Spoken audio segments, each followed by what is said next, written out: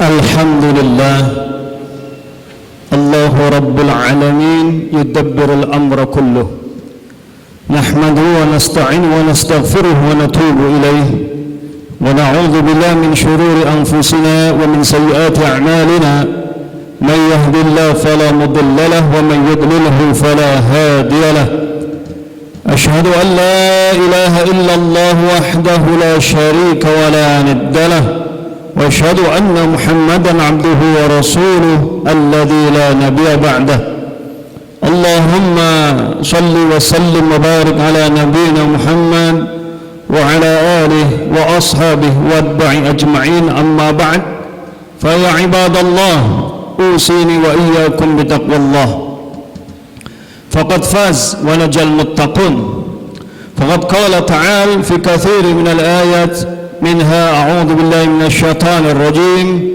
يا أيها الذين آمنوا اتقوا الله حق تقاته ولا تموتن إلا وأنتم مسلمون وقال أيضا يا أيها الذين آمنوا اتقوا الله وكونوا مع الصادقين وقال أيضا يا أيها الذين آمنوا اتقوا الله وقولوا قولا سديدا يصلح لكم أعمالكم ويغفر لكم ذنوبكم ومن يطع الله ورسوله فقد فاز فوزا عظيما وقال أيضا وينجي الله الذين اتقوا بمفازتهم لا يمسهم السوء ولا هم يحزنون فإن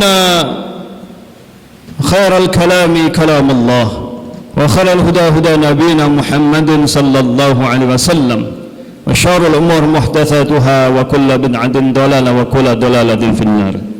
Jamaah sidang Jumat yang dirahmati Allah, mari di kesempatan Jumat yang berbahagia ini, di saat kita telah mengazamkan diri, diawali dengan kita mensucikan tubuh kita dengan wudu, kemudian kita masuk ke masjid ini dengan sholat tahiyatul masjid, kemudian kita duduk menghadap kiblat. Tidak lain tidak bukan kita di sini untuk berzikrullah, mengingat Allah, yang dibantu dengan ayat-ayat dan hadis-hadis yang akan disampaikan oleh khatib untuk meningkatkan kualitas iman dan takwa kita kepada Allah Ta'ala. Jamaah sekalian dirahmati Allah, sungguh ketika kita mau betul-betul ikra, membaca al-ikra dalam pengertian yang luas, bukan hanya sekedar membaca tulisan, karena para ulama mengatakan ikra salah satunya berasal dari kata al-qar'u, yaitu al-jam'u, artinya menggabungkan. Apa yang digabungkan? Potensi yang manusia miliki, ya, baik indranya, akal pikirannya dan hatinya. Artinya ketika kita ikra ini berarti bagaimana kita membuka mata kita, membuka telinga kita, membuka rasa kita, sehingga apa yang kita lihat, kita dengar, kita rasakan pasti akan membuka pikiran kita. Dan ketika pikiran kita, akal pikiran kita sudah terbuka, maka yang terakhir hati kita pun akan mudah menerima kebenaran. Dan sebenarnya seperti itulah iman masuk dalam diri kita. Karena iman yang benar harus didasari dengan al-ilmu, pengetahuan. Tentu ilmu bahwa Allah ini maujud dan Allah itu khaliqu kulla syai', menciptakan segala sesuatu, dan semua yang ada di alam semesta ini tunduk patuh kepada ketentuan Allah Ta'ala. Maka jamaah sekalian yang saya hormati, kalau kita lihat, kita renungkan dan kita pahami betul-betul bahwa kehidupan ini tidak mungkin tegak tanpa adanya iltizam atau komitmen. Kalau tidak ada komitmen, tidak akan mungkin ada kehidupan. Ambillah contoh ringkas, madza fis samawati wal ard. Ketika kita mengamalkan surat Yusuf ayat 101, qul inzuru madza fis samawati wal ard. Katakan, perhatikan apa yang ada di langit dan di bumi. Ketika kita memperhatikan apa yang di langit, tentu dengan bantuan penemuan para ilmuwan, bahwa ternyata benda-benda yang ada di langit bergerak, berjalan pada garis edarnya dengan teratur dan sempurna. Allah sudah ingatkan di surat Ar-Rahman ayat 5, asy-syamsu wal qamaru bihusban. Matahari dan bulan beredar menurut settingan, menurut perhitungan. Artinya tidak asal-asalan, sudah diatur. Dan mereka ternyata benda-benda itu semuanya iltizam, komitmen pada garis edarnya, sehingga tidak terjadi tabrakan, sehingga tidak terjadi huru-hara di tata surya sana.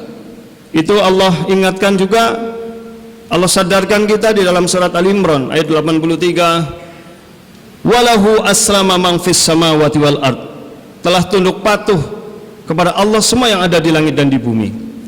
Maka semua itu iltizam, komitmen pada ketentuan Allah. Demikian juga kita lihat yang ada di bumi, ya, wa fil ardi ayatul lil mukminin, di bumi ini terdapat tanda-tanda bagi orang yang meyakini, tanda-tanda kekuasaan Allah Ta'ala. Bagaimana semua yang ada di bumi sebenarnya secara fitrah, secara sunnatullah qadrat sudah tunduk patuh kepada Allah dan mereka komit. Misalkan bagaimana tumbuh-tumbuhan itu, ketika pohon kelapa ya sudah disetting oleh Allah menghasilkan buah yang seperti itu. Pohon cabai, pohon tomat, ya, pohon-pohon buah-buah itu ya selamanya mereka akan tumbuh seperti itu. Cabai juga selamanya akan berbuah pedas, tomat selamanya akan berbuat agak masam, dan kemudian pohon kelapa selamanya akan berbuah buah yang di atasnya ada airnya, dan juga ada lapisannya yang kita sebut dengan buah kelapa itu yang kita makan dan segar rasanya. Semuanya komit sampai mereka mati. Demikian juga sebenarnya manusia, kita ini secara fitrah sebenarnya sudah komit kepada Allah Ta'ala secara fitrah kita. Kita lahir dengan ketentuan Allah, lahir dimanapun kita tidak pernah pesan, dengan jenis kelamin apapun kita tidak pernah pesan, ya, kita tahu-tahu jadi laki-laki, jadi perempuan dengan wajah seperti ini, lahir di daerah ini, dan nanti kemudian kita akan, setelah kita lemah ketika kecil, summa ja'ala min ba'di dha'fin quwwah, dari keadaan lemah kita menjadi kuat, wa ja'ala min ba'di quwwatin dha'fan wa syaibah, nanti kalau kita sudah kuat, di saat kita pemuda kita akan menjadi lemah dan beruban, kita menjadi tua, dan kemudian setelah itu kita mati. Itu sudah aturan dari Allah Ta'ala, dan tubuh kita pun sudah komitmen dengan itu. Maka sungguh ketika akal kita tertutup, akal kita tidak mampu membaca ayat-ayat Allah itu, maka sungguh kita menjadi orang yang merugi. Karena seharusnya dengan kita membaca itu, kita menjadi sadar bahwa jiwa kita pun harus ditundukkan kepada Allah Ta'ala, dan menundukkan jiwa ini tentu dengan ikrar, dengan sumpah yang kita kenal dengan namanya syahadat. Sehingga Islam, agama ini, Rasulullah SAW mengatakan dalam riwayat yang sahih, bunyal Islam ala khamsin, Islam ini bagaikan bangunan yang dibangun di atas 5 perkara. Dan yang pertama yang Rasulullah SAW sebut adalah syahadati alla ilaha illallah, dibangun atas pondasi syahadat. Kenapa syahadat ini begitu penting? Kita kadang-kadang meremehkan bahwa syahadat itu hanya seolah-olah ucapan di lisan saja, ya, kemudian hanya sebatas persaksian saja. Kalau kita lihat pengertian syahadat itu apa, dari kata syahida yashhadu syahadah, dalam berbagai kamus saya buka, mengarah kepada kesimpulan namanya syahadat adalah al-iqrar wal halaf. Syahadat itu artinya pengakuan dan juga sumpah. Karena dari hasil apa? Dari hasil kita sudah menyaksikan berbagai tanda-tanda kekuasaan Allah Ta'ala. Jadi yang namanya orang bersaksi itu tentu dia sudah menyaksikan sesuatu, menyaksikan tanda-tanda kekuasaan Allah dengan indera, dengan akal, dengan hati yang Allah berikan pada kita. Maka orang-orang yang tidak mampu menangkap ini, dengan tegas Allah katakan, ya, bahwa mereka itu seperti binatang ternak yang hanya taunya ungkapan-ungkapan yang hanya untuk simbol-simbol tertentu saja. Ya, orang yang seperti itu disebutkan oleh Allah Ta'ala sebagai orang yang summum bukmun umyun fahum la ya'qilun. Ya, mereka itu ibaratnya seperti orang yang tuli, mereka itu bisu dan mereka buta, fahum la ya'qilun, karena mereka tidak bisa mengerti, tidak menggunakan akalnya. Kalau kita orang yang mengerti, bisa menggunakan akalnya, tentu kita akan sadar betul hasil persaksian itu menjadikan kita bersumpah dengan sungguh-sungguh, dengan penuh kesadaran. Maka syahadat ini menjadi sangat penting di dalam Islam, karena disinilah kesadaran awal kita dibuka untuk tunduk taat kepada Allah Ta'ala, dan disinilah kita menjadi muslim secara formal. Maka jamaah sekalian yang dirahmati Allah, hal ini pula yang sebenarnya menjadi misi utama para dakwah para rasul, dari Rasul Nuh alaihissalam sampai Muhammad sallallahu alaihi wasallam, semuanya mendakwahkan yang sama, la ilaha illallah. Di dalam surat Al-Anbiya ayat 25 Allah Ta'ala menjelaskan, wa ma arsalna min qablika min rasulin illa nuhiya ilaihi annahu la ilaha illa ana fa'budun. Tidaklah kami utus seorang rasul pun sebelummu wahai Nabi Muhammad, melainkan semua rasul itu diberi tugas yang sama, agar supaya mengajarkan kepada kita la ilaha illallah fa'budun, maka beribadahlah hanya kepada Allah Ta'ala. Dikuatkan lagi dengan surat An-Nahl ya, ayat 36, walaqad ba'athna fi kulli ummatin rasulan an ya'budullaha wajtanibut taghut.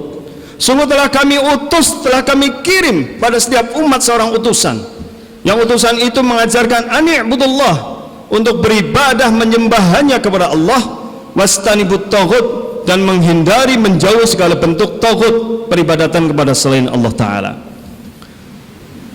Para sahabat ketika mereka menjadi juru dakwah pertama ya, diutus oleh Rasulullah SAW, diantaranya Mu'adz bin Jabal ketika radhiyallahu anhu, ketika beliau diutus oleh Rasulullah SAW untuk berdakwah ke daerah Yaman, di daerah selatan Mekah saat itu. Maka apa pesan Rasulullah SAW kepada Mu'adz? Ya Mu'adz, awwalu ma tad'uhum ilaihi syahadatu an la ilaha illallah.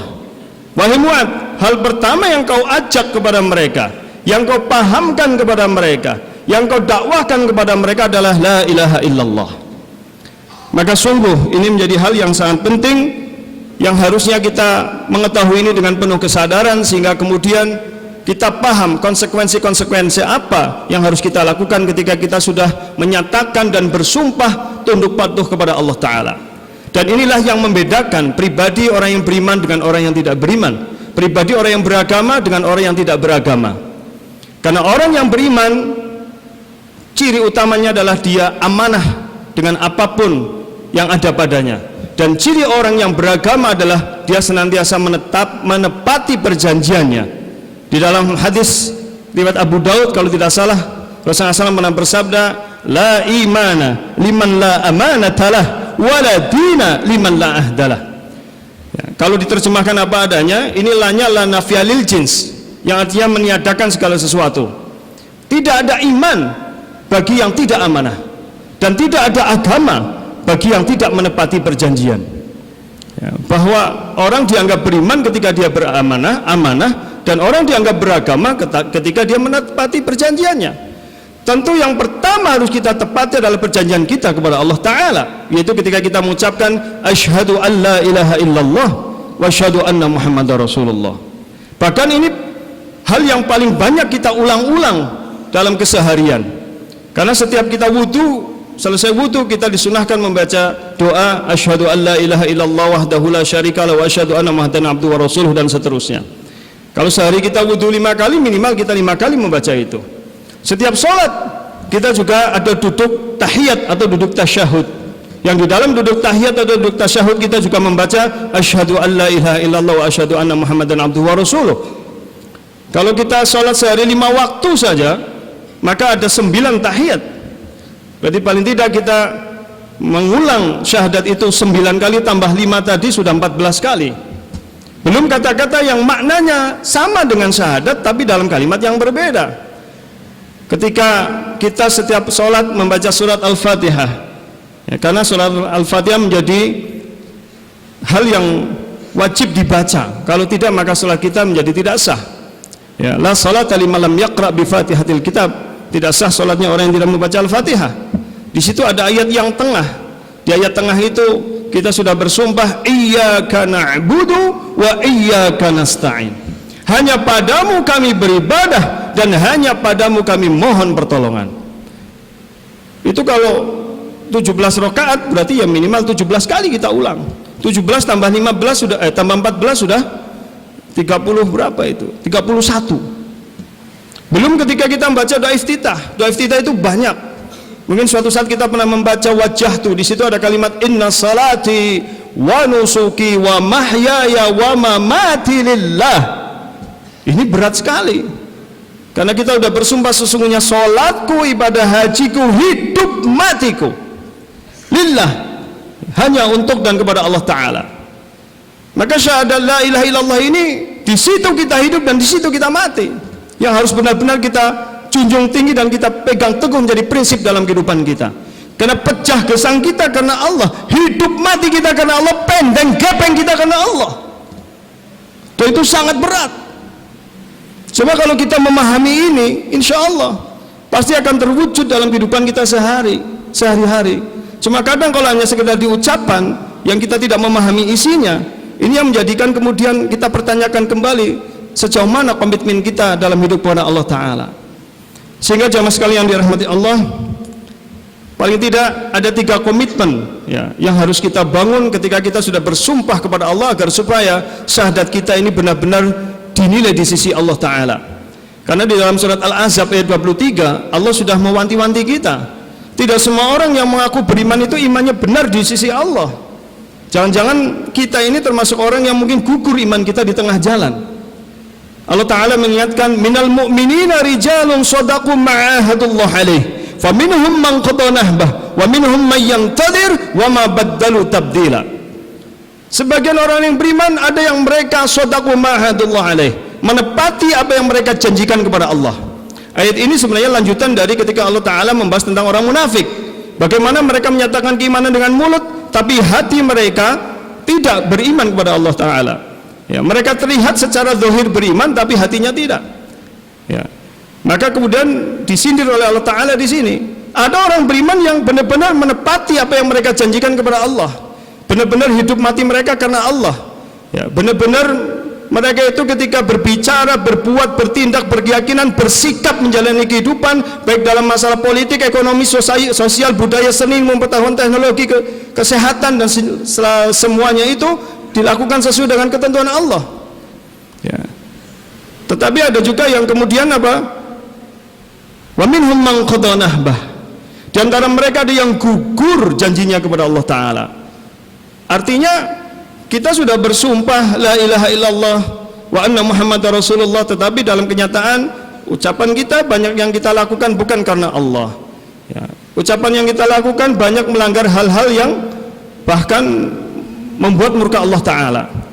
Dalam kita menjalani kehidupan, kadang-kadang kita, ya, saya tidak mengatakan jamaah sekalian, tapi mungkin saya juga, kita semuanya kadang-kadang terlihat muslim ketika di dalam masjid, tapi ketika kita keluar dari masjid sebagai pedagang, ketika kita keluar masjid sebagai pejabat, sebagai abdi masyarakat, sebagai guru, sebagai dosen, sebagai ustadz sekalipun, kadang-kadang mungkin di luar itu kita banyak melanggar sumpah kita kepada Allah Ta'ala. Ucapan kita, perbuatan kita, keyakinan kita, perilaku kita dalam politik, dalam ekonomi, dalam sosial, dalam budaya, dalam ilmu pengetahuan, dalam teknologi, dalam kesehatan, dalam pertahanan keamanan, mungkin sudah bertentangan dengan apa yang menjadi ketentuan Allah Ta'ala. Wa minhum may yantadir wa ma baddalu tabdila. Di antara mereka itu semuanya ada yang betul-betul istiqomah. Mereka tetap teguh dengan janjinya, walaupun berbagai ujian, berbagai masalah datang menghampiri mereka. Karena orang yang beriman yakin dengan apa yang dijanjikan oleh Rasulullah SAW, dan yakin dengan berita yang dibawa oleh Rasulullah SAW. Dalam suatu riwayat Rasulullah SAW pernah mengatakan, mazalal bala bil mu'mini wal mu'minah fi nafsihi wa malihi wa waladihi hatta yalqallahu wa ma'ali khati'atun. Yang namanya orang beriman, tidak laki-laki tidak perempuan, pasti ya, mazala itu selalu pasti hidupnya akan mendapatkan bala, berbagai macam masalah, persoalan ya, mengenai dirinya nafsi ya, wa waladi, mungkin mengenai anaknya, keluarganya, dan juga mungkin mengenai hartanya. Tetapi dia kalau sabar dengan itu, tetap teguh dalam keimanannya, dia tetap menjaga la ilaha illallah dalam kehidupannya, maka apa? Hatta yalqallah wa ma'ali khati'atun aw fima ma'na. Nanti dia menghadap Allah sudah tidak punya dosa dan kesalahan lagi, karena semua musibah yang menimpa dia itu sebenarnya adalah cara Allah untuk menggugurkan dan mengurangi dosa-dosanya. Maka jamaah sekalian yang dirahmati Allah, 3 tadi yang belum saya sampaikan. Pertama adalah kita harus tahu benar apa itu makna la ilaha illallah wa anna muhammadar rasulullah, yaitu terkandung dalam ilmu tauhid. Di dalam surat Muhammad ayat 19 Allah Ta'ala mengingatkan, fa'lam annahu la ilaha illallah, ketahuilah, maksudnya berilmulah secara yakin bahwa la ilaha illallah. Sehingga para ulama mengatakan syarat orang bersyahadat la ilaha illallah yang pertama adalah al-ilmu, dia tahu tentang maknanya ya. Kemudian yang kedua adalah apa? Bagaimana kalau kita sudah mengucapkan la ilaha illallah wa anna muhammadar rasulullah, ini betul-betul menjadi prinsip dalam hidup kita, sehingga kita harus meluruskan niat, motivasi, dan tujuan hidup hanya karena Allah Ta'ala. Di dalam surat Al-An'am ayat 162 yang ini juga senantiasa kita baca, ya, salah satunya di dalam doa iftitah, Qul inna salati wa nusuki wa mahyaya wa mamati lillahi rabbil alamin la syarika lahu wa bidzalika umirtu wa ana awwalul muslimin. Bahwa katakanlah sesungguhnya salatku, ibadahku, hidup dan matiku lillah, hanya karena Allah Rabbul alamin yang mengatur semuanya. Maka kalau orang sudah bersyahadat la ilaha illallah, mari kita murnikan, ya, diri kita ini ketika kita berbicara, bertindak, berbuat, berkeyakinan, berperasaan, menjalani seluruh aspek kehidupan ini semaksimal mungkin, ya, kita sesuaikan dengan ketentuan Allah yang telah diajarkan oleh Rasulullah SAW, sehingga betul-betul Islam ini menjadi lifestyle gaya hidup kita. Maka Afif Abdul Fattah Tobaroh ketika menafsirkan makna haqqa tuqatih, takwa yang sebenar-benarnya itu bagaimana? Islamiyatul hayah, bagaimana kita mengislamisasi seluruh aspek kehidupan kita. Dan yang ketiga, di dalam kalimat la ilaha illallah itu ada kalimat la ilaha, an-nafyu, meniadakan. Artinya bahwa dalam hidup ini kita harus menjaga betul iman kita dari hal-hal yang membuat rusak, bahkan mungkin membuat iman kita hilang dalam diri kita. Maka kita harus bersihkan iman kita. Yang iman ini tentu terwujud dalam ucapan, perbuatan, dan keyakinan. Karena iman itu adalah qaulun bil lisan, ya, atau iqrarun bil lisan, ya, wa i'tiqadun bil qalb wa amalun bil jawarih. Yang namanya iman itu ucapan dengan lisan, keyakinan dalam hati, dan dibuktikan dengan anggota tubuh kita dalam aktivitas hidup kita. Maka kita harus bersihkan diri kita, baik itu lisan kita, hati kita, perbuatan kita dari hal-hal yang bertentangan dengannya. Apa hal-hal yang bertentangan dengan keimanan? Yang paling besar adalah syirik, sebagaimana Allah tegaskan dalam surat Al-An'am ayat 83, alladzina amanu walam yalbisu imanahum bidzulmin ulaika lahumul amnu wa hum muhtadun. Orang yang beriman dan tidak mencampur adukan iman mereka dengan kezaliman, maka mereka itulah yang hidupnya selalu merasa tenang, tentram, mendapat kedamaian, dan mereka mendapatkan petunjuk dari Allah Ta'ala. Ketika ayat ini turun, para sahabat agak sedikit heboh, sehingga ada yang berani bertanya kepada Rasulullah, ya Rasulullah, ayyuna lam yadzlim nafsah, siapa sih diantara kita yang tidak pernah menzalimi dirinya? Ini ayat sungguh sangat berat. Maka kemudian Rasulullah menjelaskan, ketahuilah, apa kamu tidak pernah mendengar nasihatnya Luqman kepada anaknya, bahwa inna syirka la dzulmun adzim, syirik itu adalah kezaliman yang besar. Jadi yang dimaksud di sini adalah kesyirikan. Maka ketika orang tidak ada kesyirikan dalam dirinya, diri hidupnya akan tenang, akan damai, dan mendapatkan petunjuk dari Allah Ta'ala. Dan kita sudah paham, innalladzina kafaru min ahlil kitabi wal musyrikina fi nari jahannam, mereka akan di neraka jahanam, menunjukkan kesyirikan adalah dosa yang besar. Yang kedua tentu kufur, dan kufur itu ada kufur akidah, ya, ketika kita menolak ajaran Islam atau sebagian dari ajaran Islam, berarti sudah ada kekufuran dalam diri kita. Juga bisa menjadi kufur kecil ketika kita ucapkan. Kadang-kadang kita mungkin nggak sadar ucapan-ucapan kita bisa membuat murka Allah Ta'ala karena mengandung unsur kesyirikan. Misalkan ucapan yang kadang-kadang sehari kita dengar ketika kemudian ada hujan gitu, padahal kita mau pergi kemana, kita mengatakan lah udan gitu, dadak sih udan. Ini sudah kekufuran gitu, karena yang mengatur hujan itu Allah. Dengan kita mengatakan begitu, kita berarti mencaci, mencela yang mengatur hujan. Seharusnya tidak seperti itu, ya. Ya, kalau memang hujan, ya kita berdoa Allahumma shayyiban nafi'an, mudah-mudahan ini hujan yang bermanfaat gitu. Ya, tapi kadang-kadang ucapan kita seperti itu. Atau ketika ada sebuah kejadian, kemudian ada anak kecil misalkan lagi berjalan, ya, kemudian ada motor ngebut, kita tahu, kita tarik anak itu sehingga tidak tertabrak, kemudian kita mengatakan untung tertarik gitu, untung anak nyong. Ini juga hati-hati. Berarti kita menisbatkan anak itu selamat karena saya tarik, padahal belum tentu gitu. Yang menyebabkan itu adalah Allah Ta'ala, hanya menggunakan wasilah kita. Cuma dengan kata-kata seperti itu bisa menyebabkan kita terjebak dalam kekufuran di lisan. Dan yang ketiga adalah nifak, kemunafikan. Dan ini tentu hal yang paling berat, ya, karena ayat tanda-tanda munafik adalah kebohongan, tidak menepati janji, bila bermusuhan berlebihan dan sebagainya. Itu mungkin hampir semuanya pernah kita lakukan. Mudah-mudahan kita termasuk orang yang bisa menjaga komitmen kita dalam hidup.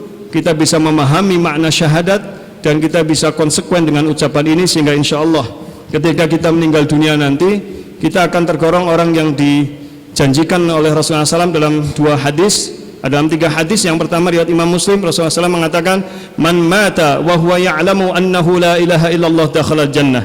Barang siapa yang meninggal dunia dan dia memahami la ilaha illallah pasti masuk surga. Dalam riwayat yang lain Rasulullah SAW juga pernah bersabda, "Man syahida alla ilaha illallah wa anna muhammadar rasulullah haramallahu alaihin nar." Barang siapa yang meyakini, berjanji, dia bersyahadat bahwa la ilaha illallah wa anna muhammadar rasulullah, pasti haram baginya neraka. Dan yang ketiga, kita tidak akan kekal di dalam neraka. Seandainya kita masuk neraka pun tidak kekal, karena kita akan mendapatkan syafaatul uzma, syafaat dari Rasulullah sallallahu alaihi wasallam, ketika Rasulullah SAW bersabda dalam riwayat yang sahih, "As'adun nas bi syafaati yaumal qiyamah man qala la ilaha illallah khalisan min qalbih." Orang yang paling beruntung mendapatkan syafaatku di hari kiamat adalah mereka, orang-orang yang mengucapkan la ilaha illallah tapi murni dari hatinya, sehingga terwujud dalam ucapannya, keyakinannya dan juga perbuatannya. Barakallahu li wa lakum fil Qur'anil azim wa nafa'ani wa iyyakum bima fihi minal ayati wa dzikril hakim wa qur rabbighfir warham wa anta khairur rahimin.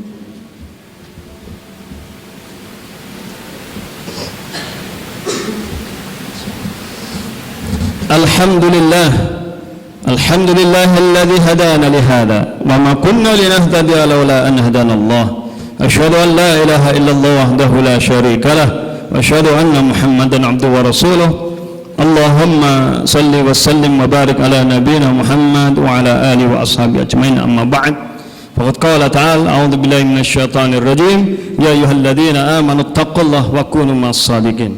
Surat At-Taubah ayat 119 mengingatkan kita di khutbah yang kedua sebelum kita akhiri dengan doa, wahai orang-orang yang beriman, bertakwalah kalian kepada Allah dan jadilah kalian bersama orang-orang yang benar. Berkali-kali saya sampaikan bahwa maksud dari ayat ini, Imam Ibnu Katsir rahimahullah pernah mengatakan, yang dimaksud jadilah kalian bersama orang-orang benar itu apa? Usduqu walzamus sidqa takunu ma ahli wa tanju minal mahalik waj'al lakum min umurikum makhraja wa faraja. Maknanya, kalian bisa menjadi orang yang benar dengan syarat apa? Usduku, jadilah orang yang benar dulu, benar imannya dengan komitmen dalam syahadat kita, benar ucapannya, benar perbuatannya dan semuanya. Walzamu sidqa, istiqomahlah, komitmenlah dalam kebenaran itu sampai akhir hayatmu. Takunu ma'ahli, baru engkau layak bersama orang-orang yang benar nanti di surga. Di dunia saja kita akan diberi keselamatan dari berbagai macam kebinasaan dan juga diberi jalan keluar dari persoalan-persoalan yang menghimpit kita dalam hidup ini. Dan mari kita berdoa kepada Allah, mudah-mudahan kita dikuatkan iman kita oleh Allah, sehingga kita senantiasa dibimbing oleh Allah dalam beribadah kepadanya, bersyukur kepadanya dan selalu mengingat Allah Ta'ala. Innallaha wa malaikatahu yusalluna 'alan nabi ya ayyuhalladzina amanu sallu 'alaihi wa sallimu taslima. Alhamdulillahi rabbil alamin. Allahumma salli wa sallim wa barik ala nabiyyina Muhammad wa ala alihi wa ashabi ajma'in. La ilaha illa anta subhanak inna kunna minadh dhalimin. Rabbana dhalamna anfusana wa in lam taghfir lana wa tarhamna lanakunanna minal khasirin. La ilaha illa anta subhanak inna kunna minadh dhalimin. Allahumma inna ala dhikrika wa syukrika wa husni ibadatik. Allahumma rabbana awzi'na an nashkura ni'mataka allati an'amta alayna wa ala walidina wa an na'mala salihan tardah wa adkhilna bi rahmatika fi ibadika as-salihin wa aslih lana wa dhurriyyatina wa tubna innaka antat tawwabur rahim. Allahumma arinal haqqa haqqan warzuqna ittiba'ah wa arinal batila batila warzuqna ijtinabah. Allahumma aslih lana dinana alladhi huwa ismatu amrina wa aslih lana dunyana allati fiha ma'ashuna wa aslih lana akhiratana allati ilayha ma'aduna waj'alil hayata ziyadatan lana fi kulli khair wal mauta rahatan lana min kulli syarr. Rabbana hab lana min azwajina wa dhurriyyatina qurrata a'yun waj'alna lil muttaqina imama. Allahumma ansuril Islam wal muslimina fi kulli makan. Allahumma a'inzil Islam wal muslimina fi kulli makan wa ahlikil kafarata wal musyrikin. Allahumma ansuril Islam fi Uyghur. Allahumma ansuril Islam fi Rohingya wa Allahumma ansuril Islam fi Palestin. Allahumma ansuril Islam fi Suriah wa Allahumma ansuril Islam fi kulli makan ya rabbal alamin. Rabbana atina fid dunya hasanah wa fil akhirati hasanah wa qina adzabannar. Rabbana taqabbal minna innaka antas samiul alim wa tub alaina innaka antat tawwabur rahim. Rabbana 'alaika tawakkalna wa ilaika anabna wa ilaikal masir walhamdulillahi rabbil alamin. Ibadallah, inna Allah ya'murukum bil 'adli wal ihsan wa ita'i dzil qurba wa yanha 'anil fahsya'i wal munkar wal baghi ya'idzukum la'allakum tadhakkarun. Udhkurullaha yadhkurkum washkuru 'ala ni'amihi yazidkum wa la dzikrullahi akbar. Assalamualaikum warahmatullahi wabarakatuh.